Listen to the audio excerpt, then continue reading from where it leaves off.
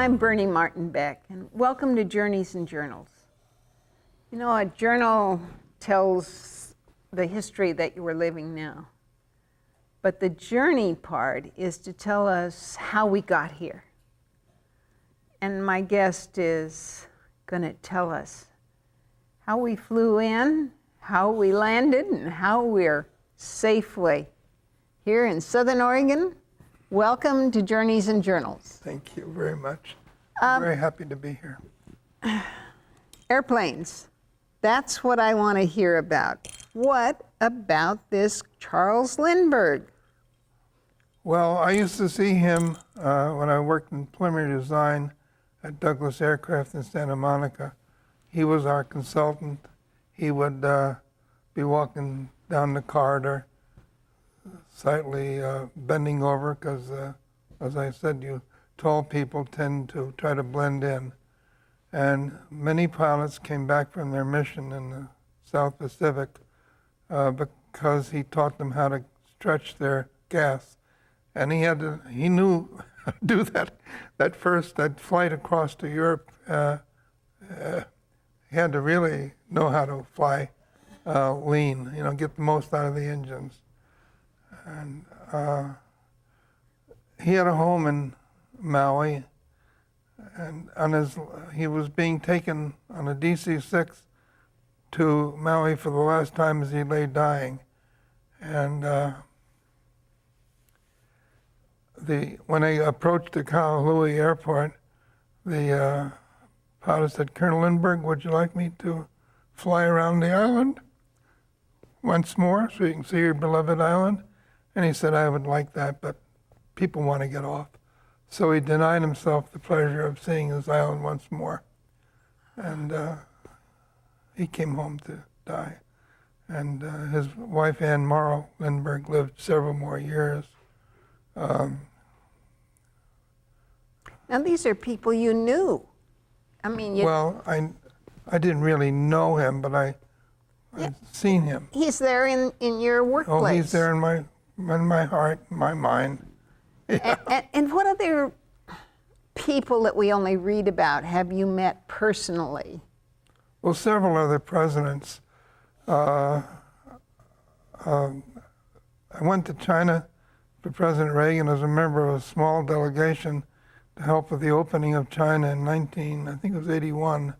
And we were asked to write a white paper about our visit, which I did. We had a small group of about 4 of us. And we were received as ambassadors to China.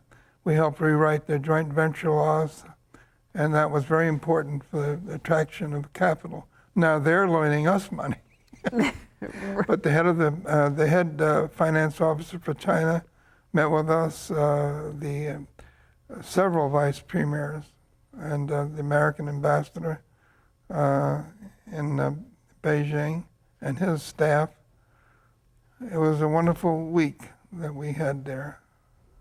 And this was maybe the best of the visits, but you've been to other presidents and other places that none of us know about. Well, all over the world. My business as a consultant, I started consulting in 1970, took me all over the world to about 100 countries, and it was a wonderful period in my life. I'm not able to travel very much now. Well, I just know that you travel with this, and you have one of those little beepers. I'm sure that a lot of people in the audience are relating both to the cane and the beeper. Yeah. The cane is like a third leg. Yeah, and it keeps you up off the ground. Yeah. When I met you, you moved back from Big Bear Lake, California. And before that, you were in New Jersey? No, before that, I was in Northridge. We lived in Northridge in the San Fernando Valley for 21 years, but we'd come from northern New Hampshire. And I said one day to my wife, we had a cabin in Big Bear. the neighborhood is largely turned over. Why don't we move up to Big Bear? And she said, let's do it. She loved it, and I loved it. You want to talk a little bit more about your wife and how she couldn't come to grips with your daughter's death? Well, we went from 4 children at home to 1 in 6 months. We had 4 children, three boys and a girl. And the girl, Debbie, who I miss every day of my life, she'd be 53 now if she were alive. And my wife was suicidal. But not before this, not before No, this terrible no. tragedy. No. Because Debbie was It was the autoimmune system is not really developed until you're about 20, fully developed. And she had childhood cancer. It ate through her spine in 5 months. And your wife had done everything, and you'd done everything had, humanly possible. We had round-the-clock nurses, and it really took us to our last dime. And Jenny went down to the bank, First Interstate, and the head of the bank walked her around and the different windows, and she walked out with $5,000 that kept us going. That kept you going. Yeah. You know, we recognize family tragedies, and there's a lot of people that are watching today that have gone through losing a child, but you've lost more than a child. We lost 3 children, plus my wife died, yeah. The first son was in... He was a pastor, and he died in a plane crash in Alaska. And that was some years later. It was in the early 80s. And then just November 6th, my son Jim, 59 years of age, was killed by a car, ran into him. He had bumped a car coming out of a parking lot, and he went out to see if he could help the other fellow, but this lady came along. It was dark, it was 7 o'clock at night, and Well, killed him. as you and I talk about our children, and they're much too early. Linnell was only 5 when she was killed in my car wreck. And it doesn't, you know, there is something, a bond between us because we've both walked this walk. Yeah, well, you know, the record is about 85% of the parents who lose a child end up in divorce. That's the statistic. And we didn't, we just pulled together. And Doug and I, yeah, you know, did. we're at 49 years. Yeah. Now, Well, Jenny and I were married 54 years before she died. 54 I years. was You more were in love at the end than the beginning, if it's possible. You know, in our high school, we had a Halloween social, and the auditorium in our little town was 3,000 people. We had movable chairs in the auditorium, so they were all put back and made into a dance floor. And one of the teachers that evening for Halloween social had the job of being chaperone. And she was playing the Glenn Miller records. And the girls sat on one side and the boys sat on the other. I walked across the auditorium to ask this girl, Jenny White, to dance, and I ended up dancing every dance with her. I fell for madly 54 years. I fell madly in love at 15. My dad said, the whole town is talking about you and Jenny White. I said, I'm going to marry her. He said, you can't possibly know that. Play the field, Tom. You don't get in love. You don't become in love. You fall in love. You're in a free fall. I couldn't do anything except at 17 we got engaged. At 19 we married. I had a medical discharge from the Marine Corps, World War II. And of course, I had to be where she was. So I went to Boston University. She was in nurses training, Deaconess Hospital. And we had it seems like a dream almost, the 54 years that we had, you know. It was just wonderful. Well, the part about this story is how you stood by her when, after your daughter's death, she was so distraught. Yes. And could hardly regain her composure. I sensed that she was suicidal, and she wasn't feeling anything. We lived like brother and sister for a year and a half. Just, she couldn't stand to be touched, you know. But she'd gone from busy practicing mother to one child at home in 6 months. So I said to her, Jenny, I don't know what medicine we should take, but I think we should adopt. And she said, okay. I said, well, we should probably adopt 2, because if we have 1, it'll seem like we're trying to get a replacement. Well, everyone turned us down. No. Everyone said that, my own parents said, it won't work, you're 45 years old, you know.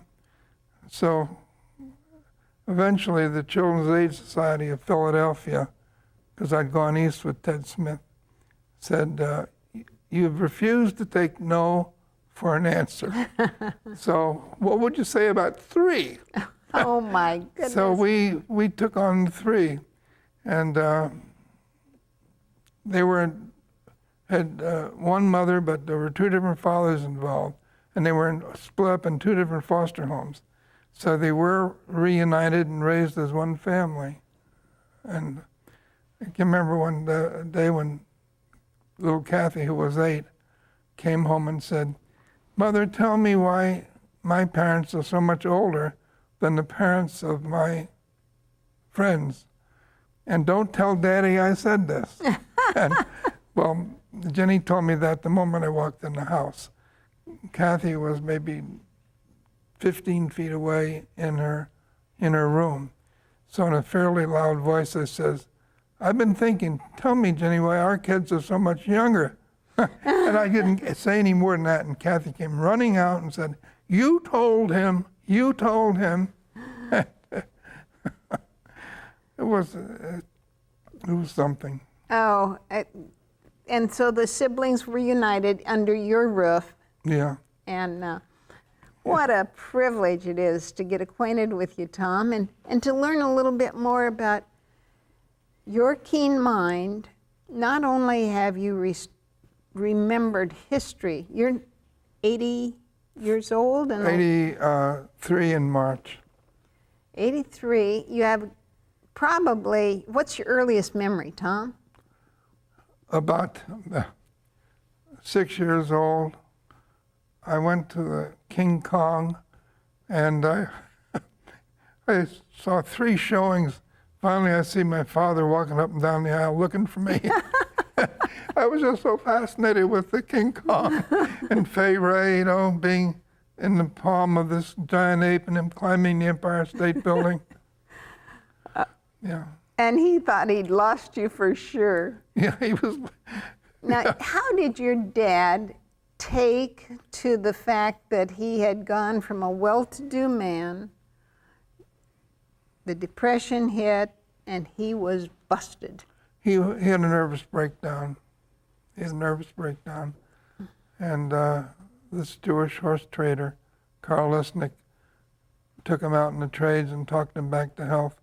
President Roosevelt had passed the Rural Electrification Act, REA, and that made a job opening in New Hampshire, you know, with the Public Service Company.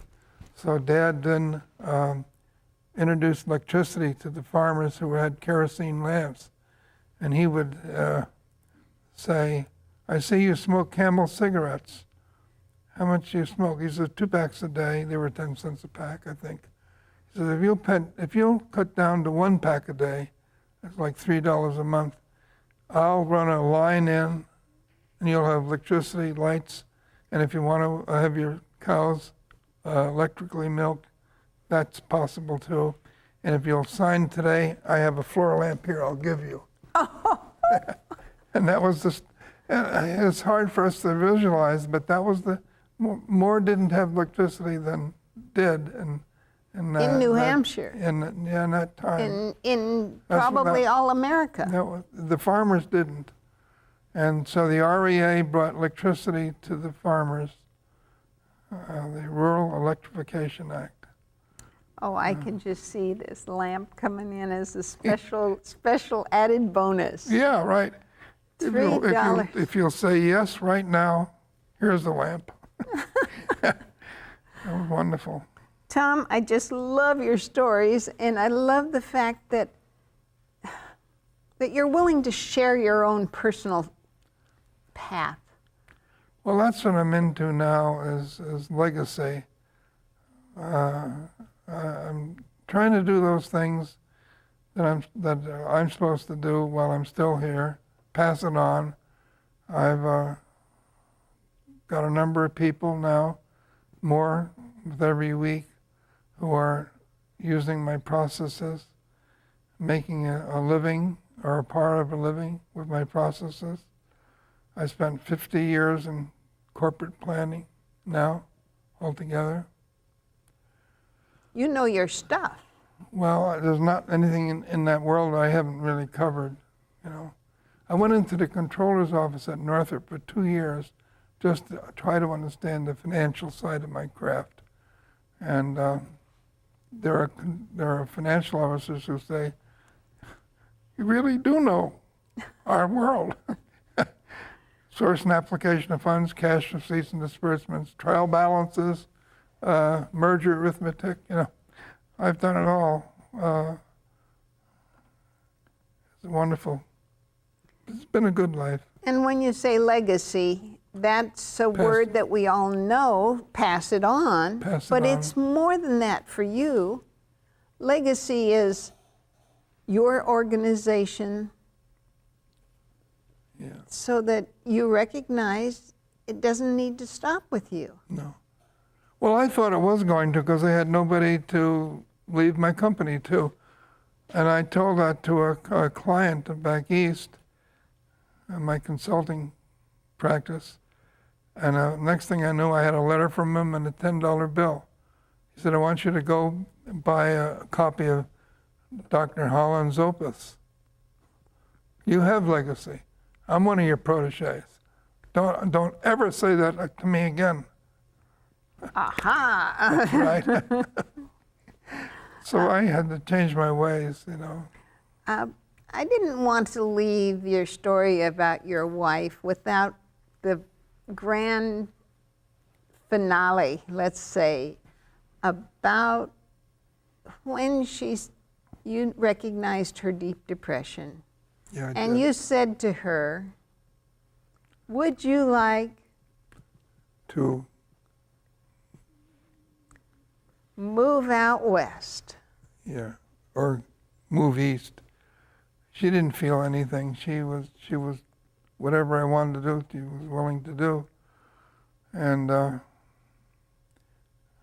but you know, in adopting the little family, I got my wife back, my lover back, my best friend back, our marriage back.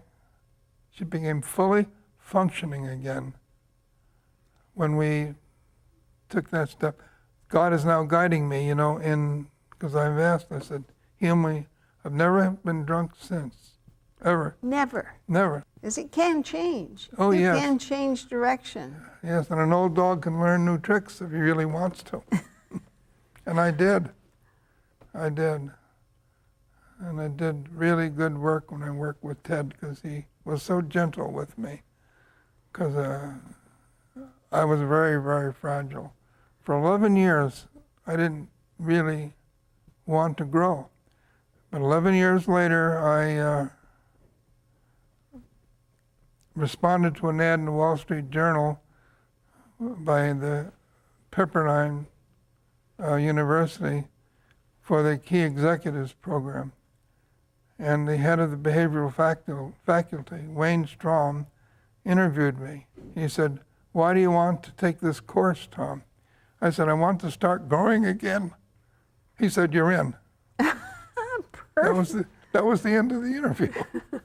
That was like when I went to IBM. You know, you have to get into IBM, and at least in the days when I was with them, you had to have 3 levels of interviews: your prospective boss, his boss, and then his boss. So my top level interview was with the legendary Buck Rogers. If your name is Rogers, you're likely to be nicknamed Buck.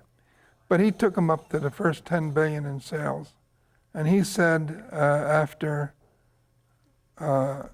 we finished the interview, he said, do you have any questions for me?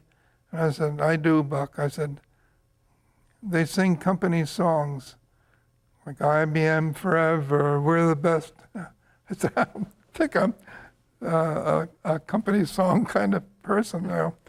And I said, I'm sort of a wild duck. He said, you say you're a wild duck? Then I only have one question for you, Tom. Now I knew I'd put my foot in my mouth. Yeah, and your job on the line. Yeah, my job on the line. And I said, what's the question, Buck? He says, you say you're a wild duck? I said, yes. He said, will you fly information, Tom? I said, I will. He said, you're in. Now, did you get the gray suit and the whole thing? I didn't get a gray suit. Oh. But a friend of mine had a brown suit, and he called it his protest suit. He'd wear it when he was protesting something at IBM. Oh, I know. IBM and the gray suit was almost a joke. Yeah, it was. They all look just alike, but then there's you, and then there's the friend with the brown suit. To have watched corporate America embrace technology, give me some insight, what it's meant to you personally. Well, it's been a great satisfaction. I would go around Douglas saying electronics, because I saw electronics coming in. And the answer always came back electrical. I said, no, I'm saying electronics. They said electrical. So then Northrop founded an electronics division, and I went with them. And we helped them get into a number of things that are very large type things today. A voice warning system for airplanes. I gave it the name, voice interruption priority system. And I took a little 4x6-inch black box out to Norton Air Force Base, where the head of flight safety for the whole Air Force and nuclear safety was headquartered. And they gave me a meeting. I had about 60 people, 60 officers in the room. I had my little voice warning system, just a mock-up sitting on a little white enamel table. And General Caldera Smokey Joe Caldera was the head of flight safety. And when he came in, everyone in the room stood, and then when he sat, everyone sat. That's what you do. Feels like the court, huh? Yeah. And he had a reputation for having a hot temper. And everyone in the room knew he had the hot temper. So I began talking about this voice interruption priority system to tell the pilot the different hazards on the plane, and then when one hazard is corrected, it goes to the next lower level hazard. So I began to press a little lever, a toggle switch on this mock-up, and it didn't say engine fire, it said fire engine. I had pressed another toggle and it didn't say anything. And that was becoming embarrassing. Then General Caldera stood up and began striding right toward me. And we all knew his reputation. And I just froze. I just stood there with my arms down, stopped talking, waited for him to draw himself up to me. And everyone in the room began to look very grim. Mm-hmm. And he drew himself up alongside of me, put his arm around me, and said, "Son, I'm going to support your program." Well, he did support our program. And we instrumented the left side of his B-58. And they were making a landing at a Strategic Air Command base in Texas somewhere. And we didn't have enough of these units to actually do the right side of his plane, so we did the left. And the unit came on and said, "You're augering in." The plane had gone into a Dutch roll, they'd lost their horizon, and the flight engineer told the captain that, and the captain said, "I don't want to run a flight test on that unit right now." And he said, "No, Captain, it's for real." And then they made the correction and saved the plane and the crew. It was worth more than its weight in gold. Wonderful story. And it happened because you had an idea. Yeah. Thank you so very much for being my guest. And it's just a great privilege to make your friendship. Folks, talk to the people in your neighborhood. And thanks for tuning in to Journeys and Journals, because, we can learn so much from one another. That's right.